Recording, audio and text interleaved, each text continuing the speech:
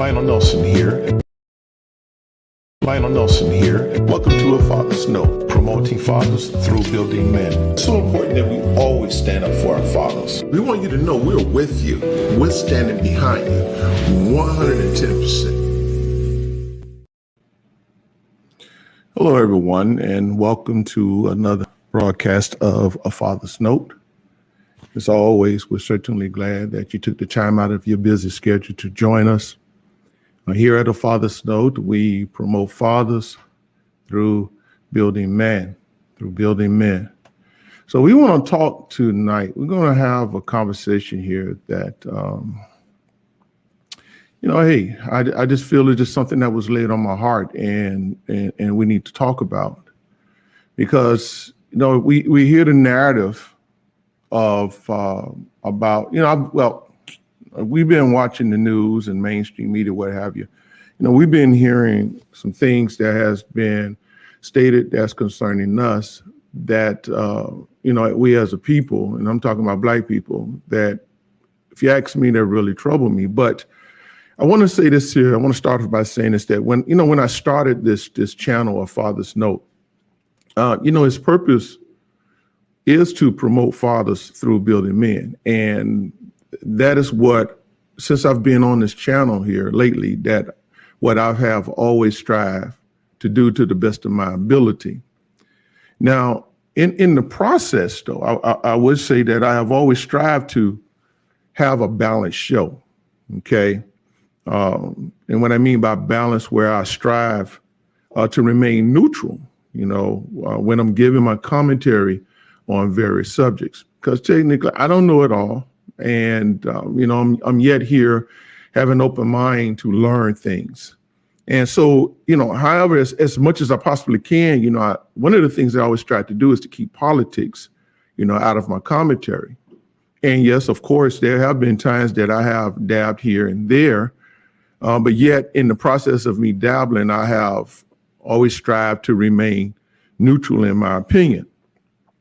Nevertheless, on tonight's platform, I want to have a conversation, okay, about, again, the narrative that the mainstream media is I'm going to say it this way, is sowing in the minds of Black America, and in my opinion, into our Black culture, and it is tainting our Black culture.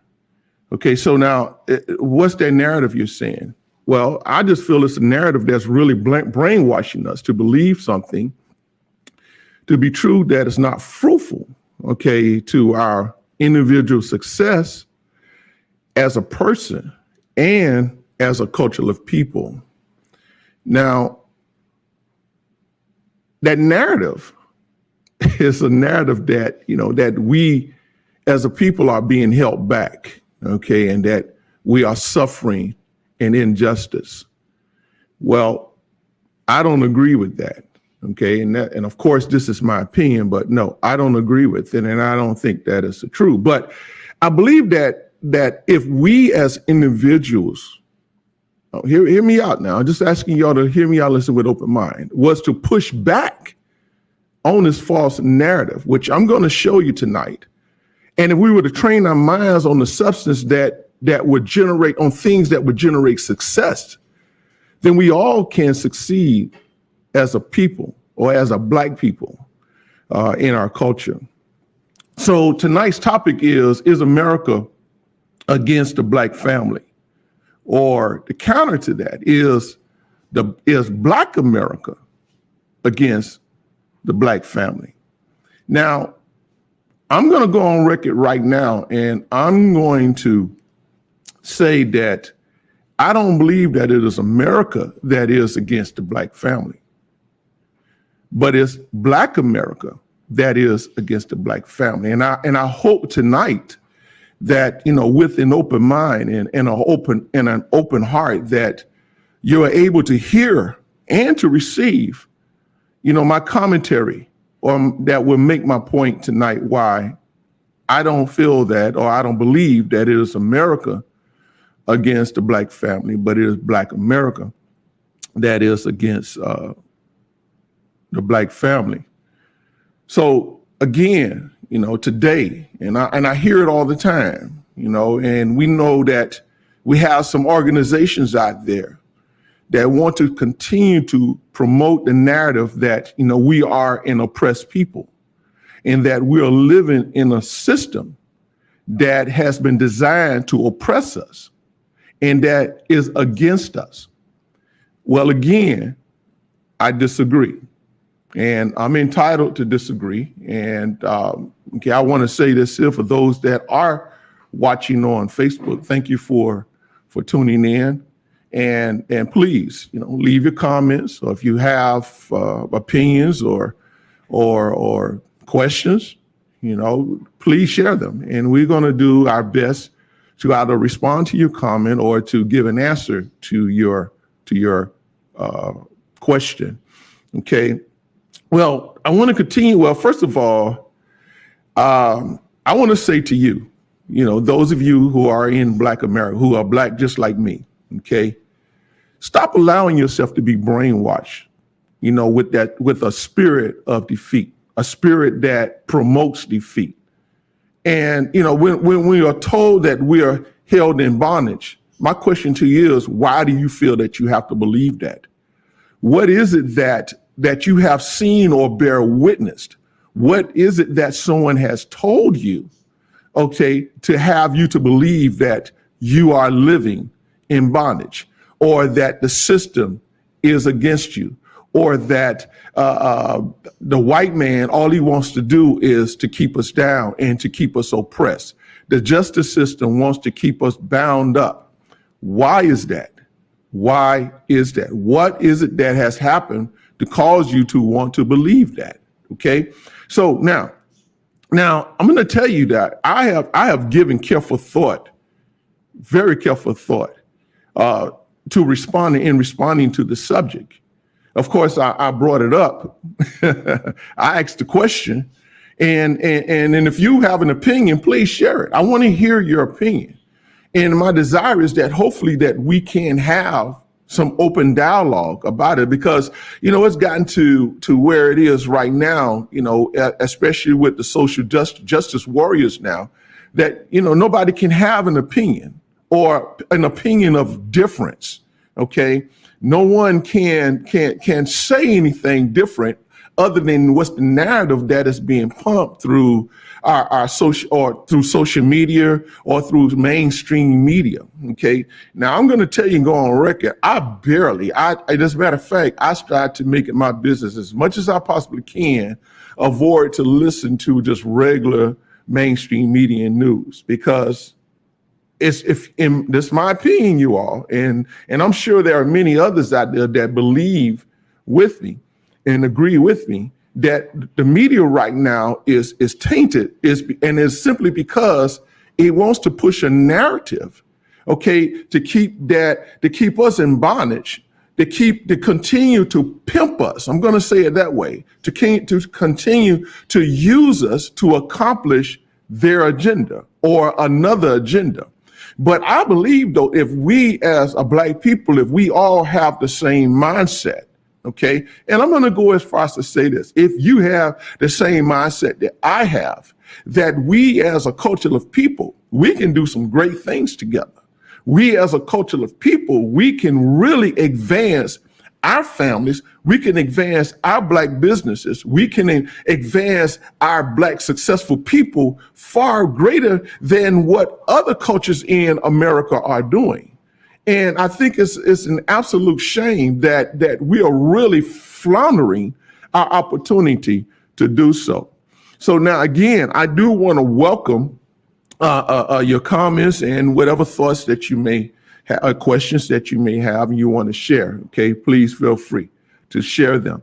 So let me explain to you why I say that it is Black America that is against the Black family and not America itself.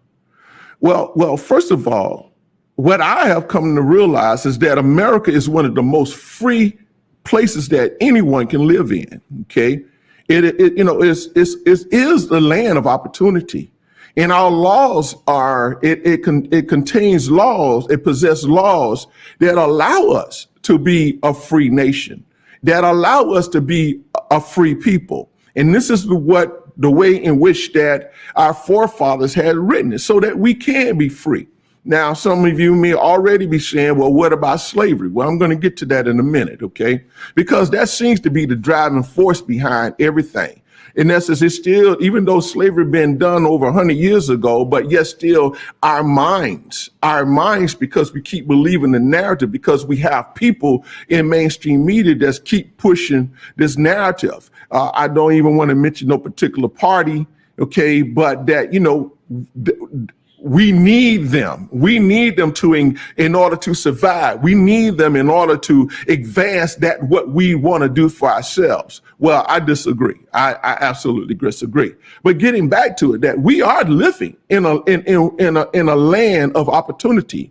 Okay, now I'm going to go on record and say, and I'm going to be very honest. Now, I have been out of the country, but the only other country that I have been in other than America is that I have had the opportunity to travel down to Central America. Of course, I have been able to travel to the Bahamas, Freeport and Nassau. Okay, so I've been out of the country, okay, to see different other things that are taking place and how people live. And I'm going to tell you, I tell you what, even going to Central America has taught me and has encouraged me and inspired me or convinced me that, you know what, I am in the best country that I can ever live in. Because tell you the truth, in some cities in Central America, however they are acknowledged or identified, or towns, okay, to tell you the truth, we live like millionaires. Even if we live in below poverty level, we're still better off than a lot of them that are in the deep south of Central America. And we have to believe that. But, listen to everything that's been said. You wouldn't believe that. You would think that we are, as a black culture of people, that we are worse off than anybody else that's living in America. And that is not true in a sense. Okay. So now, but I have not been to places like South Africa or the Middle East, or I have not been to Europe or have been to China. And these are places that I would like to visit, of course. But nevertheless, though, when I look at things that are going on in these different countries, okay, I still believe, and based on the information that I have been able to obtain and individuals in whom I have talked with, I still believe that the United States of America is the most sought after place where people want to come and start their life all over again, where people want to come and utilize our laws of freedom and opportunity in order to advance and to make things better for themselves. Okay, so we got to really, and if all you have ever been exposed to is just that little 14 block area in which that you reside in right now, yeah, it would be very difficult for you to really understand what is taking place in other parts of the world versus what's going on in your 14 block area. Okay, so now, what I want to say here is that, look, what I've noticed is that I've seen where many people have obtained success. Okay, no matter where they're at, many people have still been able, regardless of their circumstances and situations, things that they've gone through, they still have been able to succeed. They have come from nothing and still have been able to establish themselves, become a millionaire, become doctors, become scientists, become whatever dream or passion that they had in their heart. Okay, so now that's one thing. But let me get to this here. The reason that I say that it is Black America that is against the Black family, I'm going to give you two reasons, okay? And then I'm going to give you a little history to prove my point, okay? So again, if you have any comments, please leave them, please share them, all right? Now, I don't want to turn nobody off, and if you do, and if I do turn you off, then, so be it, okay? But let's just keep it real. Let's absolutely keep it real. So you might be asking the question, well, why are you having this conversation? Why? Because I'm troubled by it. I am troubled by the narrative in which that has been pushed. And again, as I stated before, I believe that this narrative is keeping us bound in bondage. It is keeping us bound. We are not a defeated people, but as long as we continue to believe that America is against us, as long as we continue to believe that society is against us, we're going to always be defeated. Why? Because we're believing more on them than believing more so in what we can do ourselves. We got to change our mindset, got to change that narrative. Now, I believe that there are two entities, okay, that are against, that default the black family. I'm going to tell you, and there may be others. And if you feel that there are others, please chime in. Okay. You can leave your comments, or if you agree with what I'm doing, give me a thumbs up. I want to hear what you have to say. I really do. But one of the things that right now that I notice, okay, that is destroying the black family. Now, we have a tendency to say, well, absent fathers are an issue in the black family. You know what? Absolutely. I absolutely agree with you. Our fathers need to get back in their homes. Our fathers need to start being fathers and becoming daddies to their children. Women, you need to keep, I'm going to be very, very blunt tonight, and I'm going to keep it real, okay? Because women, listen, stop laying with every man that comes along just because he tell you that he loves you and he buys you a bag of potato chips, and then yet still you give your stuff to him, and then he leaves you impregnated and you got a child, and then he done moved on to the next chick with another bag of potato chips. Stop doing that. Listen, why would you give up yourself to someone, okay? And I'm talking about still the structure of the family. Why would you give up yourself to someone who has not proven himself as a man, who don't have anything? I don't want to go too far off here, but let me go back. Let me come back off my bunny trail. I'll get ready to go down the bunny trail, okay? But let me tell you, number one, and it's not necessarily in this order, but when I see this, what's destroying our black family, what's destroying us as the black people, it is death by murder. It is death by murder. Now, I understand, I was kind of doing some researching, and I understand that there are some people who have an issue with the phrase black on black crime. They got an issue with it. They feel, well, it shouldn't be that. It should be something else. Or they take it as it's a derogatory statement. Is that we're just a people of violence, that we're just a people who don't know how to conduct ourselves, don't know how to carry ourselves as moral people. Well, the question is then, I would ask you, then who's killing us? I know we blame the police, but that's not true. Black on black crime. I'm going to show you a video. That's one thing, death by murder. Now, this is how I look at this here. The reason I say death by murder, we're killing ourselves. So when we can kill one another, when we kill another young boy, okay, let me correct myself. I've learned, I don't want to call our young men boys, okay? If that, I've come to the stage, now you may disagree, but I've come to a place where it's that calling a man a boy is a derogatory phrase, no matter how old he is. Because even when he came into this world, when he was born, I'm talking about he now, the male, he was born a man who has to develop into his manhood. So I've come to the conclusion, now this is just something recent because it's just something that, a conversation that I had and just sparked interest in me. And I was like, you know what? No longer will I start calling men boys. No, we shouldn't do that. Call them for who they are, because that's what we want them to be. That's who what they are. They're kings. They're kings. We all are kings, and we got to take our rightful place. We got to take our rightful place in our palace, people. Okay. Okay, and they got a comment here. House cleaning. Our black families need to get our houses in order. That is absolutely right. That is absolutely right. But we killing ourselves. So now this is what I see. And I said this, that in one of my last broadcasts, is that I saw where it's that on Facebook, I saw it on YouTube, where it's that they showed where a couple, a man and a girl, a woman, had gotten in an altercation. They used to be boyfriend and girlfriends. They broke off with each other. So the girlfriend, his ex-girlfriend, came to get in a confrontation with his new girlfriend.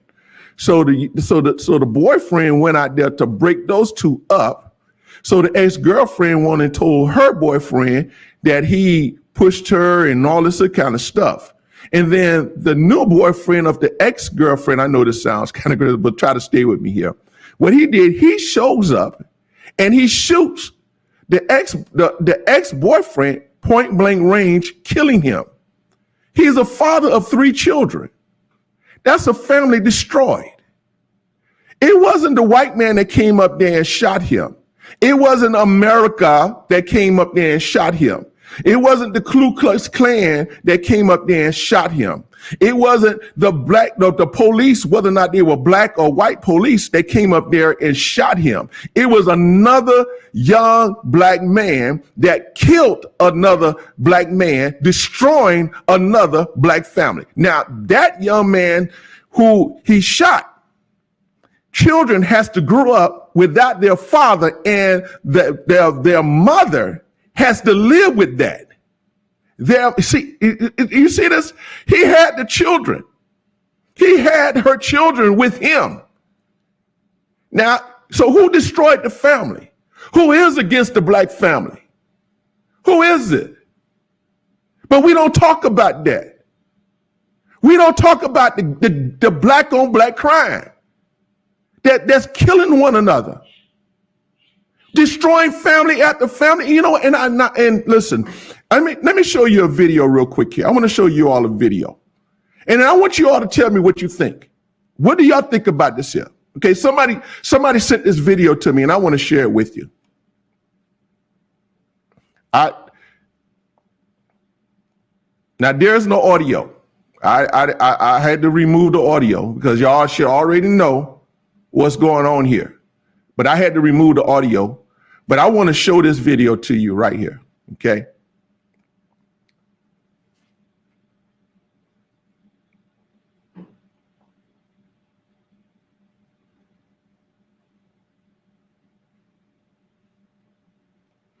Y'all notice these are young boys. These are young boys with guns. And about 90% of them don't even have facial hair on their face. These are teenagers. So who's really against the black family? These are black families here. And y'all got to, come on, let's be real about it. These are black families here.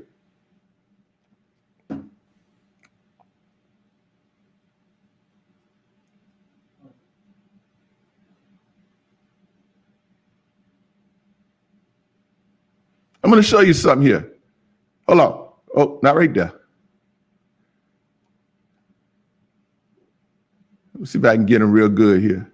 Right there. Let me back it up a little bit because I want y'all to see this.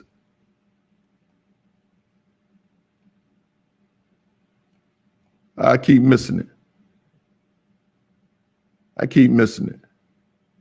Right there.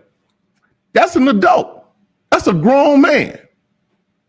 That's a grown man who's I'm sure he's a father. I'm sure he was a father. Let me tell you all something here.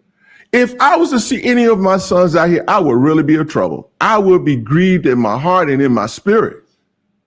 Because I know if he is partaking in this type of lifestyle, okay, it's most likely he will end up dead. And then what about the children, his inheritance that he can leave behind carrying my name? Just think about that. Now, I'm concerned about these young, and I pray for them. I don't mean no ill feel, but let's just keep it real. They thought it enough to post it on social media, so I guess it's okay. These guys have guns. Look at this. Look at this. Why aren't we talking about this? This is wrong. Let me show you something. Let me go here. Okay. I'm grieved. I am grieved. You're right. With their faces showing no shame. They have no shame. They don't care. But they're holding guns. And you know why? Because that's what they feel makes them strong. That's what they feel makes them a man. But is it real? But these are black families right here. So did America create this? Or did we create it because of what we allowed as a Black culture? Because of what we allowed in our Black families to do whatever they want to do. Did Black America do this? I'm sorry, yes, Black America did do this. Because we don't, you know what? Let me tell you. One thing about my father, this is what my father told me one time. Let me get out of this here. Let me get out of this. This is what my father told me one time. He said, son, if you get in trouble and you're right, I would defend you to the Supreme Court. But if you get in trouble and you're wrong, you're on your own. And this is what if I did wrong to get in that jail, to get locked up, whatever, I'm on my own. My father didn't play that. And he'd be all up in, and listen, I'm going to tell you right now, I wasn't the best of child. I wasn't the best. I was a rowdy brother when I was coming up. Yes, I was. I didn't even care. But I thank God for my father, though, because no matter what, he continued to hold his ground. And I believe it's because of what he strived to hold and to instill with not only me, but my brothers as well. That's what got us off the street. And other young men, other mentors, fathers that was around me that I happened to find myself centered around. But no, we don't want to get in nobody's business. We see a young man doing drugs on the street, but no, because we're afraid he might be packing or whatever. We don't want to get in their business. We don't know, but don't allow it in your community. You should say something. Don't allow it. You living in communities where you see drugs is being sold. You living in a community where you know gang members live, but you won't say anything because you're afraid. Oh, it ain't my business. But guess what? Whatever affects them, these young men right now, they affect me. Why? Because we're all part of the same culture. Because if they see one black young man, they could judge my boys, my young men the same way, my sons the same way. But yet still, that's okay though. As long as it ain't going on in my house, it's okay. Now I beg to differ. Let me see what he says here. We got another comment. We need to deal with black on black crime before we deal with police brutality. Clean up our own front door. Absolutely, Mr. Bostic. Absolutely. But we clean. Listen. Where our wait, what they call them? Oh my God. Yeah. Where's? I'm trying to stay off some names here. I don't want to call nobody's name. But where they at? Where are they? They ain't never showed up in my community. The only time they showed up in the community is when it's a police. What is it? Oh my God, what's the word? It's a word for them. Y'all know who I'm talking about. Because the only time a police kill another black man, then guess what? They show up, knocking on the door. Then they have a press conference and whatever. Why are we not having press conference about this here, right here? Let me show you again. Where's the press conference on this nonsense? Where is the press conference? Tell me. You don't hear nobody saying anything. Now, all they in broad daylight. Now, I don't know what happened. And you mean to tell me nobody saw that? But guess what? I don't know where this is at, but it's going on in our community. It's going on in your community. But we got issues though. Because as long as ain't the police carrying out like that, we okay. I done kind of got off track here. I'd say I'm going to.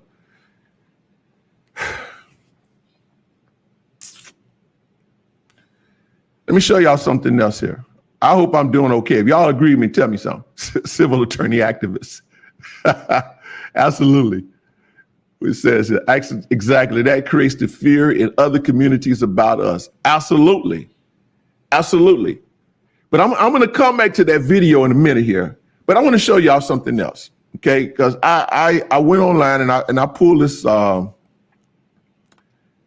stat here up. It says that in Chicago, 227 people have been killed this year. Okay. That's just this year. And that is 36 more than all of 2020. And I'm sure you all know that that Chicago has one of my understanding has one of the highest capital murder rates in the country. Okay, and I want to show y'all something here, something that I came across. Look at this stat here. Let me get to it. The majority of the victims of homicide in Chicago are young black men. Young black men. But it's America that is destroying our black families. No, our young black men who are fathers, who are future fathers, who are future congressmen, who are future businessmen, who are future doctors, who are future lawyers, attorneys, who are future car salesmen, car owners, business owners. They're the ones that are ended up being victims of gun violence. But look at this stat right here. This is the age. I hope I shock y'all tonight to show y'all something. But look at this stat right here. Look at this here. Who's dying the most? In between the age of 20 and 25.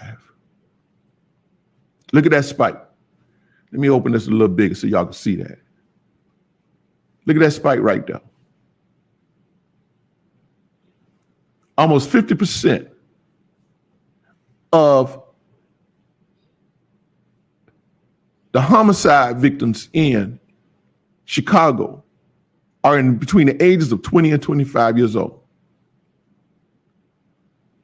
But they're being killed by their own people. So we blame America for that. Is that really America's fault? Is that really America's fault? It's our fault. Now, let me show y'all something. So, interesting, God has blessed me. My parents are still living. And they were born in the 1930s. I'm sure some of you may, I know Mr. Bostic, his mother was born during that time. Great woman. She's my godmother. She's my adopted mother. Love her, Miss Bostic. And you know what? I've never heard my parents complain about what they went through, dealing with, y'all like to use the word racism, growing up in the deep south. And they were born right there in South Kakalaki. So for those of you who don't know, that's South Carolina, y'all, just being a little humorous. I never heard, even when I asked him about it, my father about it, don't even talk about it. So I'm like, well, why? Why you don't talk about it? And I came across a book that I had purchased a little while back, but it's, I have a cluster of books that I keep on my desk in my office. And I had bought the book with the intent to read, and I had not gotten to it yet because I was kind of indulging in some other things. But when I said I want to do this conversation here, I hope I don't bore you all, but there's one other reason that I feel that's destroying our black family. I'm going to get to that in a minute, but I want to deal with this here. And I'm going to show you the contrast between then, when my parents was growing up, and now, based on what you see. But I want to go back even further, okay? I want to go back to the time when our people were no longer considered to be slaves. I'm going to go that far back. So as I stated, I had this book. It's a paperback book. And the title of it is Up From Slavery by Booker T. Washington. Okay. Now, so I started reading it. And as I was reading, I'm like, this is what I said to myself. And I would encourage every black family, every black parent out there, if you have young children. I said, if I had known about this book, when my children were younger, I would have made every last one of them read this book. You know why? because the things that we think are important to us right now today, it didn't even matter to them. You have to read the story about Booker T. Washington. This man was born in slavery. He was born in slavery. And and he tells the story of how, now, let me show y'all something because I want to say this too. Yes, we need fathers in the home. It's no question about it. Fathers, you need to take your place in the home. If ands or buts, whatever you've been, even if you can't go back home, get in your child's life. Some of you can't do it. Some of you have fathers, they can't because either living the wrong lifestyle, their life has been taken, living the wrong lifestyle, doing the wrong thing, whether or not honest or whatever it is, they're locked up in prison. They'll never see the light of day. You'll never get the opportunity to hold your father's hand or to hold him or to tell him you love him. I understand all of that. But let me tell y'all something. Don't make that an excuse. Because Mr. Booker T. Washington did not make an excuse because based on what he's saying in this book, that he didn't even know who his father was when he was born. And as he got up in age, he was told that his father was a white man. Now, nevertheless, though, now he still didn't know, never met him or what have you. So all it was just him, his two siblings, a brother and a sister, and their mother and his mother. And regardless of that, he had one thing in mind, and that was to better himself so that he can better his people. Now, and interesting, I can't go into all the detail because we'll be here all night, but this book is deep. You need to read the series. You will see what really mattered to the slaves when they were set free. And it was so funny. All they ever wanted to do, one of the major things that they wanted was to have an education. That's all they wanted. And it was interesting when he says that there were old people in their 50s and 60s and 70s that could not read. And I find it interesting that when he says that they were there when they were free and they were able to get an education, a lot of them all they ever wanted to do was to be able to read the Bible before they die. That's all. And then he talks about all the stuff that he had to go through in order to get an education for himself so that he can give back. The challenges that they went through, even to own a book. They wanted books. They wanted to do things that would, and this is interesting. And I encourage you, hey, listen, go read the book. You can, it's on Audible, or you can just get the book and read it for yourself. And you will see that, listen, what we think is important to us today as a Black people, it wasn't important to them, because what was important to them was about them bettering themselves.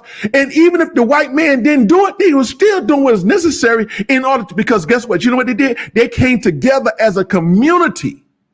When one was able to get an education, the other children that was left behind supported. And he talks about this, that his mother and his brother supported him while he was in school at the Hampton Institution to get his education. Then once he got his education, then what happened, because what the brother did, he forsake his education so that Booker can get his education. And what he did is that he continued to work to provide for the family. So then once Booker T. Washington got his education, guess what they did? They came together and they sent the brother to school so that he can get his education. And then they had another brother that was adopted by their mother, and they sent him. In essence, what I'm saying to you all, what we got to fix with ourselves, we got to put down the guns. The question I want to ask is this: can either one of these young men here that are here right now, let me back this up. I got a question. Can any one of these young men, have they graduated? Do they have a 6th grade education? Can they read 3rd grade? I would ask the question, can they? But yet still they got a gun in their hand instead of having a book in their hand. They need a book. They need to be educated. But the question, how did we get here? What was it that got us to this point? Somebody please tell me. Because if you don't, I'll tell you why. You know why? Because we stopped caring about one another. All we do now, you know what? And the truth is in the pudding. Because guess what? When one get a business, we'll go clean across town to support somebody else instead of supporting the business that's right there in front of us, that's right there closer to us, with people that look like us. I know I'm on YouTube, Facebook, and all that, but I'm just going to tell it like it is. But we wonder why we don't support one another. We don't stand with one another as a culture of people like they did in the 1800s and in the early 1900s. But what we did, though, we've gotten to the point where we stopped depending on one another, and then we turn all of our resources to the government. Because the government promised us, oh, we'll do this for you. We'll do that for you, as long as you don't have that man in the house. So in essence, they told us, no, you can't be married to the husband no more. Don't even think about being married, but you can have as many babies as you want, and we'll take care of you. We will provide for you. I know I done turned some folks off, but that's okay. I'm going to keep it real. You know why I'm going here? Because I love you. I love you. I care about our people. And so I'm not going to sugarcoat anything here at all. I'm not going to do it. I'm going to keep this thing real. I'm going to give it, we got to stop this here. And then let me help y'all with something else. Something y'all don't know. Y'all need to read the book. See, a lot of y'all don't do no history. Y'all take whatever somebody's saying, y'all run with it and think it's the truth. No, validate it for yourself. Let me tell you what happened during. This is what he says in his book. And this is what happened after the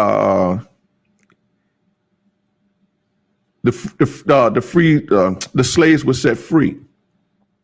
And when the war was over, he says that there were white plantation owners who suffered during the war because supplies and essential things that were very essential to them were no longer available. They couldn't get the sugar. They couldn't get coffee and those little things that was essential, that was important. So they struggled. A lot of the plantation owners who was white, y'all, do your history, they struggled during the war. They struggled. But yet still, guess who was doing okay? It was the black folks, the slaves. Why? Because they knew how to eat off the land. They knew how to survive in whatever they had. Do you not? Booker T. Washington, he tells this. This is another thing. We so privileged. Our young people are so privileged right now. Booker T. Washington, he shares that how they lived in a log cabin that had holes everywhere from come to Sunday like Swiss cheese, but their floor was a dirt floor. They had a big hole in the center of it that they would put wood over because that's where they would store the sweet potatoes and things like that. They had a dirt floor. He talks about how that they didn't have a bed. They slept on pallets. And what was the pallets? The pallets was dirty rags, dirty clothes that was gathered up together. That's what they had for a bed. But see, we don't want to live like that. We don't know what that is. But my point is, what I'm saying, why I'm bringing all this, because I'm gonna get back to those white folks too, because the white slave owners. I'm gonna tell you something else that our slaves, that the black slaves did for the white slave owners. But my point is that no matter what Booker T. Washington faced in life as a young man, he did everything that he could in his power. He would not allow anything to stop him or to hinder him for him educating himself so that he can educate other slaves or ex-slaves, shall I say. But we don't want to do that. We don't want to do that. This is another thing what I found very interesting what he says in the book. And then I'm going to get off of here. I think I done been here long enough. I think I done made my point. Probably, I don't know. I didn't get too many. Okay, I got this here. You're telling the truth. I work in it and see it. Absolutely. Absolutely. Our young men, those young men, they don't want education because they think it might be a little sissified or whatever, however you want to term it, or be weak. No, bruh. You can do more with your mind. More with your mind than you can with a gun, because a gun destroys, but your mind builds. Your mind creates. Your mind it does immaculate things. But you want to take the easy way out. Don't take the easy way out. Let me get back to these white slaves. This is what I found very interesting, is that when all the slaves were set free, it said that a lot of the slave owners fell on hard times because they didn't know how to produce. Interesting. And he says that how there were other slaves that were very close to these slave owners. They at times would send money to help their ex-slave owners. But no, I ain't doing nothing for the white man. I ain't doing nothing I don't care about the white man. Why? Let me help y'all with something. Every white man, every white slave owner, I'm going to say it like this here. Every slave owner wasn't bad. The reason that they had slaves is because they exploited it, the slave people, the black people, because of economic reasons. Absolutely. Okay. But when I read in this book and I see how a lot of those ex-slaves, they went on to advance themselves. They did not allow their past circumstances to hold them back. So why are we doing it right now? Why are we doing it right now? I'm getting ready to wrap this up.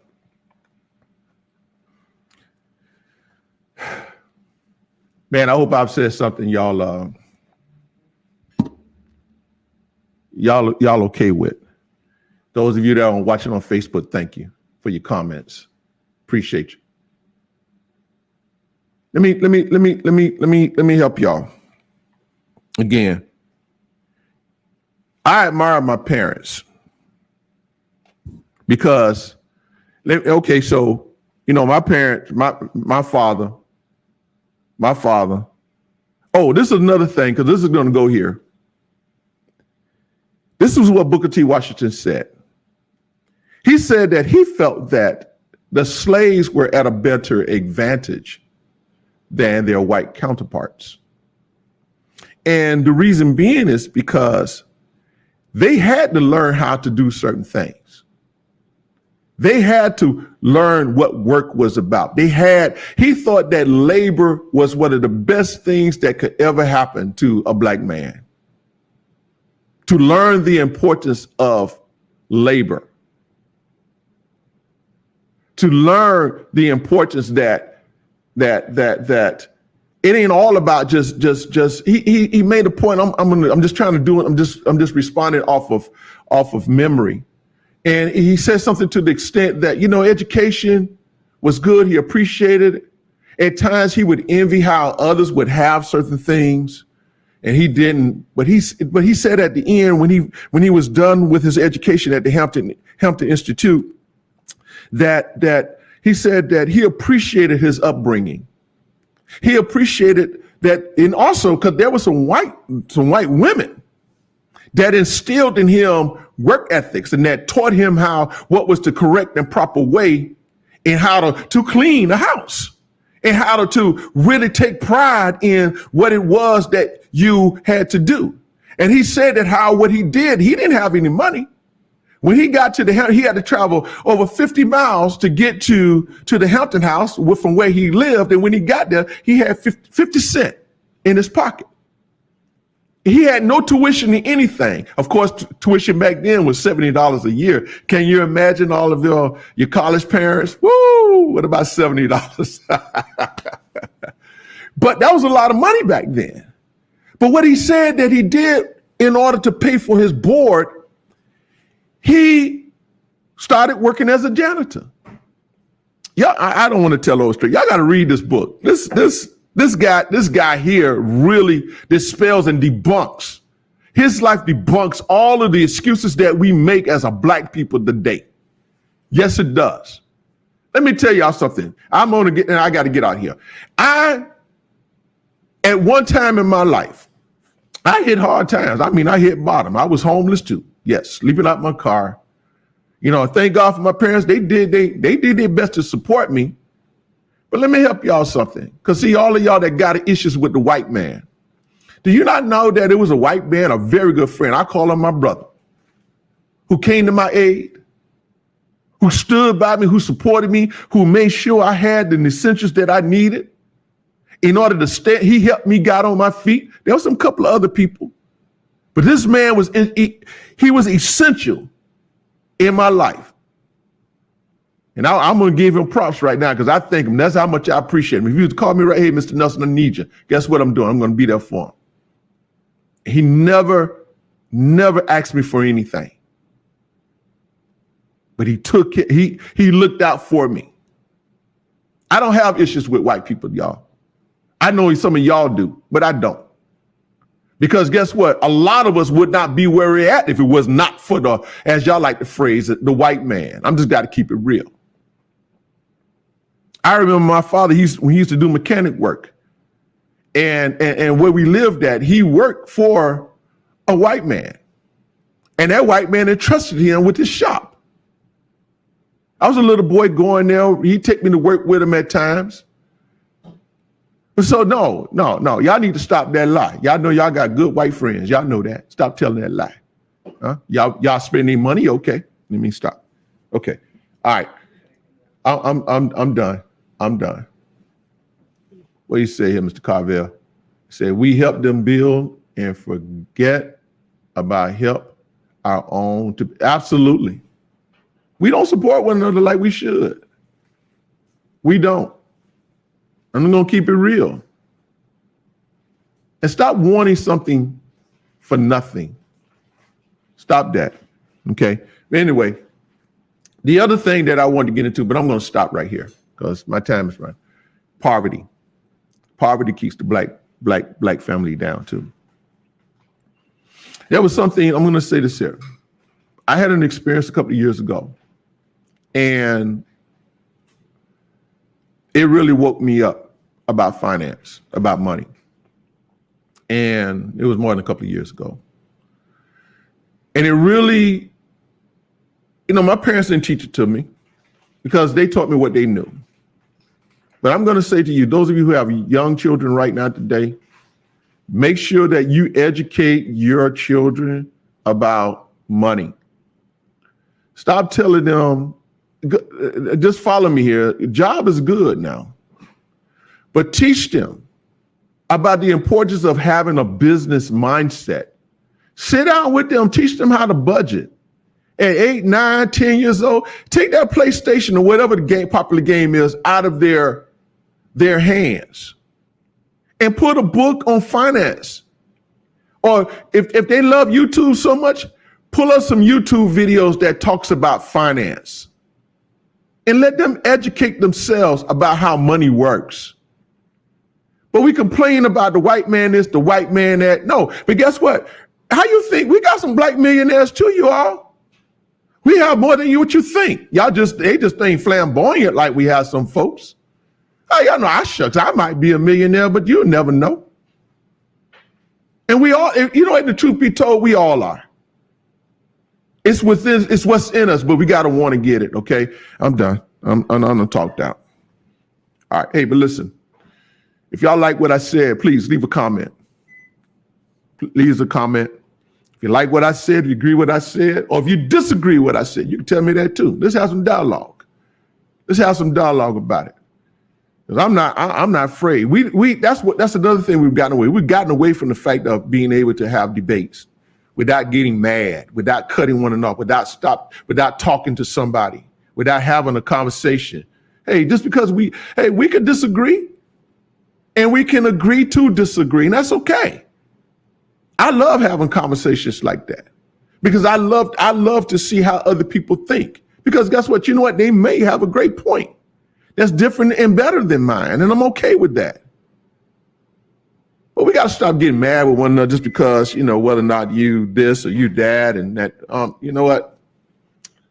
I like that, Mr. Felton. Yes, we definitely have to get back to God. That's another thing. But listen, we're going to get off of here now. We're going to get off of here. I thank you, all of you, for tuning in, okay, for watching. And, hey, we hope we said something that really inspired you, that really motivate you, give you something to think about. But listen, you got to get this book. If you got young children, get this book and read it to them. If they can't read, they got to understand exactly, because something, I don't know about you all, but I was never told this about in school. Not this. All we was talking about was that how the slaves was mistreated by the white man, and they killed us and they destroyed us and they beat us and all this other kind of stuff. Yes, it all's true. And that's the other thing. He doesn't deny it. He doesn't deny the cruelty that they received at the hands of white people. He don't deny it at all. He doesn't deny it. But yet still, though, they did not allow it to stop them. Okay, we got to go. And we hope that we have said something that, hey, you know what? You agree with it, disagree with it, let me know, okay? Hey, I'll see y'all next week, okay? Until then, God bless. Thank you again for visiting A Father's Note, where we promote fathers through building men. Lionel Nelson here, and welcome to A Father's Note, promoting fathers through building men. It's so important that we always stand up for our fathers. We want you to know we're with you. We're standing behind you 110%.